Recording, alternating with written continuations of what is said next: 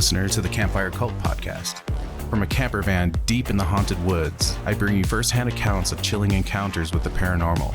Step into the night and take a peek into the realm where reality and the supernatural collide. My name is Jazz, and I'll be your host.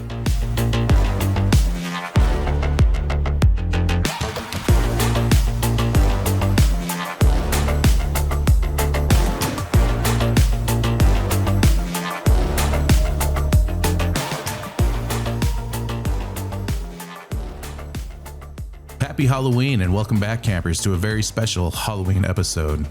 Tonight's story isn't just about a creepy night shift. It's about what happens when curiosity pulls you deeper into the unknown, when the rules you are told seem strange, but may be the only thing keeping you alive.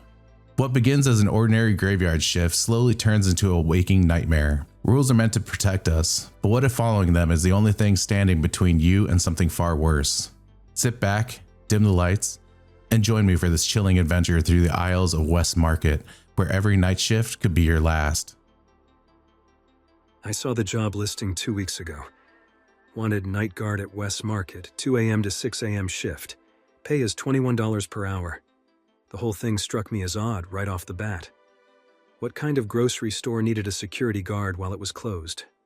Was the crime really that bad? But I needed the money badly.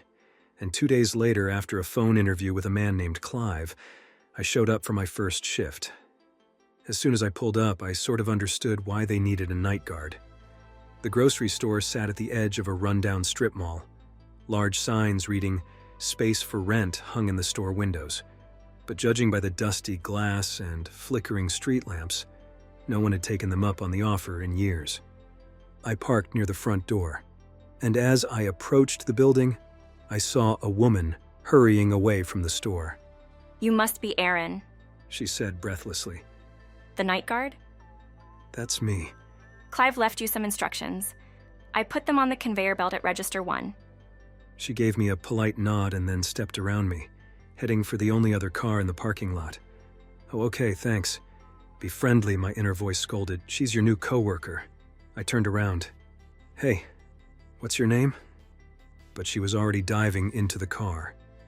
The door slammed, the car reeled out of the parking space, and then she was gone. So much for a new friend. I turned back towards the store. The parking lot was completely empty now, and the nearest street light was flickering with an odd, erratic rhythm. A cold wind swept in, whipping a crumpled paper bag across the parking lot. Well, here goes nothing. I stepped up to the store. The glass doors squeaked as they parted for me, and then I stepped inside. Despite its outward appearance, the store was actually pretty nice inside. Bright, fluorescent lights shone from overhead. Jazzy music played from hidden speakers. I headed over to Register 1, where a folded piece of paper was waiting for me. I flipped it open and began to read. "Dear Aaron, welcome to the Wess family. We sincerely hope you enjoy your first shift. To help you, we've compiled a list of rules that should make your shift as easy as our fresh-baked apple pie. 1. As night guard, you are expected to patrol the store every half hour, making sure nothing is amiss. You may spend the rest of your time in the break room at the back of the store, monitoring the security camera feeds. 2. Do not go down aisle 7. Do not look down aisle 7. 3. If you hear a knocking sound coming from within the freezers in the frozen food aisle, ignore it. 4. If you see a shopping cart that hasn't been put away, please return it to the shopping carts at the front of the store immediately. 5. Do not be alarmed if you find a pool of blood in the meat aisle. Sometimes our meat packages leak. Simply head to the storage closet, get the mop and bucket, and clean it up. However, do not step in the puddle or touch it in any way. 6. If you see a woman in the store, immediately go to the break room and stay there until she leaves. Do not call the police or report a break-in. Do not make eye contact with her. 7. The music we play throughout the store is a pre-recorded disc of instrumental jazz. If the music ever stops, immediately go to the break room and stay there until it resumes. 8. Do not, under any circumstances, end your shift early. Thank you so much, and again, I hope you enjoy your shift. I stared at the rules, rereading them slowly. They were so weird. A woman in the store? Avoid aisle 7? I'd never been given instructions like this, even when I worked as a bouncer at a nightclub in a bad part of town. Maybe it was a test. They wanted to see how well I could follow instructions, no matter how absurd they were. I looked up at the security camera, staring down at me from the corner. Okay, challenge accepted. I glanced at my phone, 12:06 a.m. Might as well get my first patrol out of the way now before getting settled in. It was odd walking through the store when it was so empty and quiet. All the breads and muffins had been stored away somewhere. White opaque plastic had been pulled down over the vegetable display to keep the cold in. When I got to the end, I made a right into the meat section. Sheets of plastic had been pulled over the meat coolers too. I saw flashes of red through the gaps, of massive ribeye and sirloin steaks, big slabs of meat with the bone still intact. I averted my eyes. While I wasn't a vegetarian, I never really liked the sight of raw meat. I turned instead to the aisles. Aisle 3, pasta and sauces, all lined up on the shelves, glinting in the fluorescent light. Aisle 4, cookies and snacks. Aisle 5, aisle 6, all right. I wasn't supposed to look at aisle 7, and I forced myself to look down at the floor. Yeah, it was stupid, but they had told me not to look. In the off chance they were going to check the CCTV footage later to grade my performance, I was going to follow every rule. I continued further into the store. A few minutes later, I found the break room, a nondescript brown door with a little square window cut into it. I took note of its location for later. As soon as I was done with this patrol, I was going to break out my laptop and finish watching Friday the 13th 4. And then I was at the west end of the store, the frozen section. I turned down the aisle, heading back towards the front. That's when I saw it. A shopping cart parked askew in the middle of the aisle. I huffed. Of all the rules, this was the one that annoyed me the most. I was hired to be a security guard, not a cleanup crew. Wasn't it the employee's job to put all the carts away at closing time? Sighing, I began pushing it towards the front of the store. The wheels rolled smoothly underneath me. The jazz music played softly in my ears. I turned the corner and walked past the cash registers, heading towards the front door. That's when I heard it. A soft sound, barely audible over the jazz music. I stopped, straining my ears to listen. Several seconds of silence went by, and then I heard it again. It sounded like someone crying. The hairs on my neck stood on end. There's no one in here. The door's been locked the whole time. Unless a customer had accidentally stayed past closing time. Maybe that employee, the woman I'd run into in the parking lot, didn't notice them and locked up before they could get out. "Who's there?" I called out, a wailing sob in response. My heart plummeted. It sounded like a woman or possibly even a child. "I'm coming," I called, breaking into a run. "Where are you?" They didn't reply. They just kept sobbing. I frantically continued in the direction of the sound, calling out to them, telling them everything would be okay. But then I stopped dead. The sound, it was coming from aisle 7. Do not go down aisle 7, do not look down aisle 7. The rules had been very clear about that. I stopped just short of the aisle, next to an end cap display of mayonnaise, and carefully positioned myself so I was hidden. "I'm going to help you," I called out. "Can you tell me what happened?" They finally spoke, but they didn't answer my question. Help me, please! I wanted to step into the aisle. My foot was already halfway off the floor, ready to run in there and comfort them. But something stopped me. A gut instinct. A little alarm bell going off in my head. Because out of all the aisles, what were the chances this person would be in aisle 7? And besides, they were safe. They were in an empty store with me. It's not like they were in a dark alleyway in the middle of the night. "Come out of the aisle," I called, my voice shaking a little. "Then I'll be able to help you." Help me, please! This is stupid. Clearly some person got stuck in here after closing time, and they're scared. Just go into the aisle and help them get home. But there was another part of my brain, the instinctual lizard brain part, and it was screaming at me to not move a muscle. "Do you need me to call someone? Your parents or family, the police. Help me, please! The voice pleaded again. The help me. It sounded the same each time they said it. A little stutter at the beginning. An emphasis on me. It almost sounded like a recording or some AI-generated thing looping over and over. It didn't sound natural. "Come out of the aisle," I shouted. "Come out and I'll help you." The sobs got louder, faster, hysterical. Help me, please!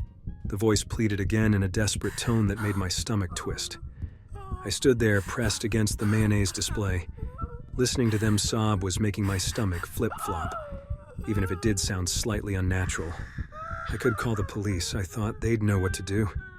Except I'd left my cell phone with my backpack at cash register 1, and getting it would mean crossing aisle 7. The rules didn't say anything about walking past aisle 7. They just said I shouldn't go down it or look down it, and I couldn't just stand here and do nothing. What if it really was someone who needed help? A child who'd sprained their ankle and couldn't get up.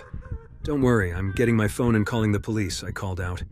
Then I took a deep breath and stepped across the threshold of aisle 7 towards register 1. As soon as I took a step, the crying stopped. Just like that. Violent sobbing, and then, in an instant, nothing. Like a switch had flipped. Then the footsteps started, loud slapping footsteps of someone running down the aisle. Way too large to be a child. Coming straight at me. My heart dropped. It's a trap. They're coming for me, and I'm probably going to die here. But as soon as I made it across the aisle, the sound stopped. All I heard were the soft jazz tunes playing through the speakers overhead. I hightailed it to the break room, completely forgetting about the cart I was supposed to return. The break room was small and cramped. The little square window in the door had been blacked out with construction paper from the inside. The only source of light came from the computer screen on the desk, displaying the security camera feeds. I scrolled through the feeds. I quickly noticed that none of them offered coverage of aisle 7. It seemed like the cameras were intentionally placed to avoid that aisle. After searching the grainy black and white video for anything amiss, I leaned back in the chair and closed my eyes. When I finally opened them again, it was almost 12:30. Time for my next patrol. I didn't want to go. I felt safe here, locked up in this little room. But I also knew I wouldn't be safe if I didn't listen to the rules. I shuddered, imagining what would have happened to me if I'd gone down aisle 7. If I hadn't listened. I pulled myself out of the seat and headed for the door. The store was completely silent. No hysterical sobbing or pounding footsteps. I started my patrol near the back, walking up aisle 17. Cans of food glinted on the shelves as I passed, but when I glanced at them, I didn't see any labels I recognized. No chef ravioli or giant green men, just generically labeled cans of meat stew. In fact, all the aisle had was meat stew. The same cans, over and over and over. I reached the end and turned right towards the front of the store. And that's when I realized that I had already broken one of the rules. The cart. I hadn't returned it. It wasn't where I'd left it. Instead of haphazardly parked near aisle 7, it sat next to one of the cash registers, like some ghost man was checking out his groceries. I paused for a second, hands hovering above the handle. Then I grabbed it and headed towards the door. Outside, the parking lot was pitch black, not a single street lamp. The shopping carts are only a few feet from the door, I told myself. Just go in and out. It'll take 2 seconds. I did it as quickly as possible. I ran into the darkness, slammed the shopping cart into the row, and dashed back inside. Then I shut the doors and clicked the lock. Okay, that wasn't too bad, I said to myself, letting out a sigh of relief. For a second, I reveled in the peace of the store, the silence, the safety of being locked inside, with no one else with me. But then I stopped. The silence, oh no. The jazz music wasn't playing. How long had it been off? I'd been so preoccupied with returning the cart, I wasn't even paying attention. I broke into a sprint towards the back of the store, cookies and snacks flashing by me. Then I swerved right and sprinted into the break room. I pulled out the list of rules and read them over again. Do not, under any circumstances, end your shift early. Why did he write that? Was it just because he didn't want anyone flaking out on him? Or if I left early, would some horrible fate befall me? Because I really, really wanted to leave. I opened my backpack, pulled out the soda I'd brought, and popped it open. Took a sip, scrolled through the security feed. 5 more hours. The next 4 patrols went fairly well. The rules didn't say how long they had to be, so every 30 minutes I sprinted a lap around the store as fast as I could. The whole thing only took about a minute. Then, for the other 29, I locked myself in the break room. On the second patrol, I heard knocking as I ran down the freezer aisle. It started as light tapping across the glass, then crescendoed into loud thumps, like someone was slamming their palms against the glass doors. As per the rules, I ignored it. I just kept running until I made it back to the break room. On the last patrol, the music had cut out again, so I quickly detoured and got to the break room as quickly as I could, the silence ringing in my ears. And now, here I was in the break room, with 3 hours left. I stared at my phone's clock, ticking slowly towards 3 a.m. I stood up, shaking out my nervous energy, preparing myself to sprint. I'd been a runner back in high school, but in the past 10 years I'd gotten way out of shape. The last patrol had left me panting and breathless, legs aching. My hand closed around the doorknob. My heart hammered in my chest. 3, 2, 1, go. I wrenched the door open and shot out into the store, but I didn't get very far because there was an enormous pool of blood on the floor. I froze. All the air sucked out of my lungs. I stared at the blood, shining in the fluorescent lights. The rules said to clean it up, but that would take at least 10 minutes. I wasn't safe out here. I swallowed it, and then I hurried to the supply closet, got a mop and a bucket, and started cleaning as fast as I could. The job was messy. I slid the mop through the blood, then dunked it in the bucket, rinsed and repeated. The soapy water tinged red. A few times it splashed up and almost landed on me. But I did it. I cleaned it all up without touching a drop. Unfortunately, by the time I was finished, it was 3:27. Time for my next patrol.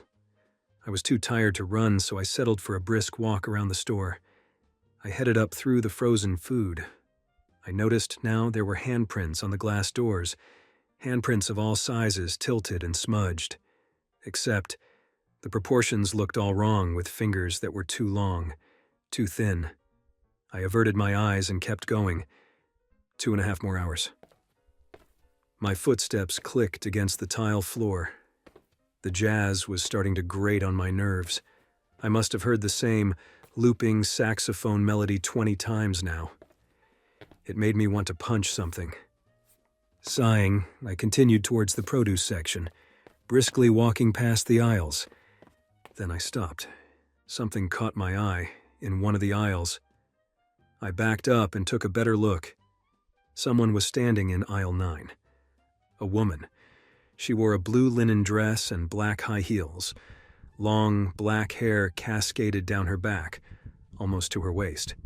She faced away from me, standing still, her thin white arms hanging limply at her sides. In her hand was a basket filled with cuts of raw meat. The rule echoed in my head. If you see a woman in the store, immediately go to the break room. Do not make eye contact with her. I slowly backed up as quietly as I possibly could. Then I started down the next aisle, towards the break room. I heard her footsteps echo against the tile. I hurried my pace towards the break room, but then I stopped. Her footsteps weren't coming from behind me. They were coming from in front of me. I averted my eyes to the floor, just as I saw 2 black, high-heeled shoes step into the aisle. I stared at the floor. Do not make eye contact with her. Do not make eye contact with her. The words repeated over and over in my head. But I had to get to the break room, and she was standing in my way. All I could see were her shiny, high-heeled shoes and the little drops of blood that leaked out of the meat packages in her basket, staining the floor. I backed up. That was the only way I could go. I kept my eyes on the floor, careful not to look up, but she was following me. For every step I took, I saw a shiny black heel come into view attached to a thin white calf. Keeping time with me, I quickened my pace, so did she. I wheeled around and broke into a sprint. I ran down an aisle at random and sprinted towards the break room. But then, halfway down the aisle, I stopped. A shopping cart was parked across the middle of the aisle, blocking my way. Not just one cart. Several of them stacked up in a teetering tower that was nearly as tall as the aisles themselves. I was trapped. I backed away, my heart pounding. Slow, methodical footsteps. Coming towards me, slowly, like a cat stalking its prey. I took my chances, I turned around, sprinted back out into the open, and stepped into the next aisle. Oh no! No! I knew it instantly. A tattered lump of gray clothing and sickly pale blue skin sat on the floor. The person, the creature, the thing folded in on itself, in a pose reminiscent of a crying child. But it obviously wasn't anything resembling a human, with its strange lumps and appendages and complete lack of head. I'd stepped into aisle 7. I immediately reversed direction, but not before the thing unfolded itself and began to move towards me. I whipped around and, screaming, sprinted down the next aisle. Miraculously, I made it to the end in one piece. I veered sharply left towards the break room. Almost there. Almost there. My hand hit the doorknob. I wrenched it open and dove inside. Then I collapsed in the chair, panting. I sucked in a breath, staring at the locked door. Am I really safe in here? Technically, the rules never said I would be safe. Maybe staying in here only decreased my chance of death. I turned my attention to the security camera feed on the monitor. It showed the middle of the store, and from what I could see, the aisles were empty. No trace of the woman. I switched to the next feed. The produce section. Empty. I switched to the next one. I jumped. She was standing right there, in front of the break room door. She stood so still the image could have been a photograph, except for the blood slowly dripping from the meat in her basket. I swallowed and glanced away from the monitor, at the door. My heart slammed into my ribs when I saw her shadow under the door. Go away. Please go away, I pleaded in my mind. The shadow of her head in the window tilted as if contemplating her next move. Now I knew why the window had been covered. I forced my eyes away and looked back at the screen. She was still standing there, except there was something different about the way she was standing. I squinted at the grainy black and white image, trying to figure out what was going on. When my eyes finally fell on her heels, I realized they were facing forward, but I was still looking at the back of her head, at the long black hair cascading to her waist. Either her hair was hanging over her face or she'd turned her head all the way around. It must have been 20 minutes before she began to walk away from the door. I couldn't tell if it was just the low frame rate of these crummy cameras, but her movements looked jerky, her body lurching with each step. It made me sick to watch. When she disappeared from the screen, I let out a breath of relief. My hands and legs were shaking. Weak. Okay. Think. The rules said to wait until she left. All I had to do was watch the feed by the front door. As soon as I saw her leave the store, I'd be safe. After a few minutes of sitting there, waiting for my heart rate to return to normal, I forced my fingers back to the keyboard. I pressed the arrow key to move to the next feed. Then the next and the next, looking for the camera at the front of the store. No. Her face filled the entire screen. Her eyes filled me with horror. They were pure white. No pupils, no irises, just pure white eyes threaded with spidery veins. I screamed and jumped back. Then I shut my eyes. The rules said don't make eye contact. Did that count? Through the screen? I let out a terrified, shuddering wail and covered my face with my hands, my entire body shaking. When I finally took a peek through my fingers, I saw her, rapidly scaling down the wall, away from the camera on the ceiling, like some kind of spider. Then she pushed through the glass doors and disappeared into the night. She'd left. I was safe, or as safe as I could be in this cursed grocery store. I glanced at the clock. 3:58 a.m. Time to patrol. I really didn't want to, but I forced myself to swing the door open and run as fast as I could through the store. I saw shopping carts stacked in teetering towers, heard hands pounding against the freezer doors, saw little spots of blood on the shiny tile from the woman as she'd stalked me, and then a minute later I was done. I locked myself in the break room and for the first time in years began to sob. The remaining patrols went by without incident, though I did hear more sobbing from aisle 7 and more banging from the freezers. And then, the hour had come. 6 a.m. My heart soared at the sight of the pink dawn sky through the glass doors. I was safe. I was free. When I glanced out into the parking lot, I saw a few cars pulling in. Disgruntled, groggy employees clutching coffees, heading towards me. As soon as the first one came in, I flew out of the store, ran to my car, and got out of there as fast as I could. I'd never felt such relief, such happiness. I felt like a new man. All of my problems, even my financial ones, seemed dwarfed by what I'd just endured. When I pulled onto the main road, I rolled down my windows and flicked on the radio, but it wasn't my usual classic rock station that blared through the speakers.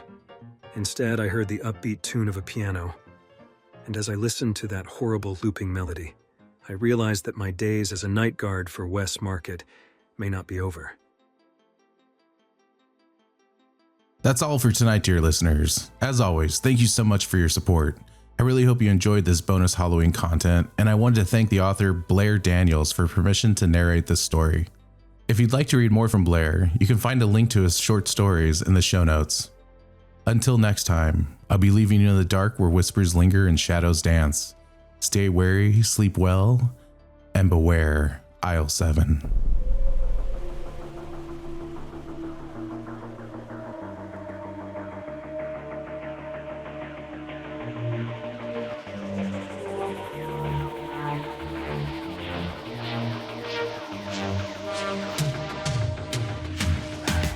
If you have a story to tell, please reach out via email at contact@campfirecultpod.com or leave me a voicemail message at 720-297-8608. You can follow us anywhere on social media at campfirecultpod and online at campfirecultpod.com. And finally, if you don't mind, please rate and review wherever possible.